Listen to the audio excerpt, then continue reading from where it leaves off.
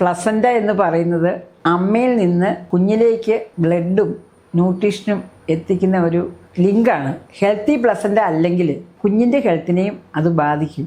Normally placenta യൂട്ടസിലിരിക്കുന്നത് upper പാർട്ടാണ്, fundus of the യൂട്ടസാണ്. എന്നാൽ ചില കേസുകളിൽ സെർവിക്സിൽ താഴെ ബെർത്ത് കനാലെ ബ്ലോക്ക് ചെയ്ത് പ്ലസൻ്റ വരാറുണ്ട്. അതിന് പ്ലസൻ്റ പ്രീവിയ എന്ന് പറയുന്നു. അമ്മയുടെ ഹെൽത്തിനെയും കുഞ്ഞിൻ്റെ ഹെൽത്തിനെയും ബാധിക്കാൻ ചാൻസ് ഉണ്ട്.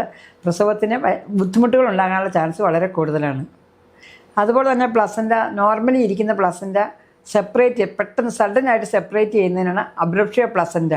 ആ കേസിലും സിവിയർ ബ്ലീഡിംഗ് ആയിട്ട് വരാം, വയറ്റുവേദനയായിട്ട് വരാം, കുഞ്ഞിൻ്റെ അനക്കം പോകാനും ചാൻസ് ഉണ്ട്. ചില കേസുകളിൽ പ്ലസൻ്റ ഇറ്റ്സെൽഫ് അബ്നോർമൽ ആയിരിക്കും.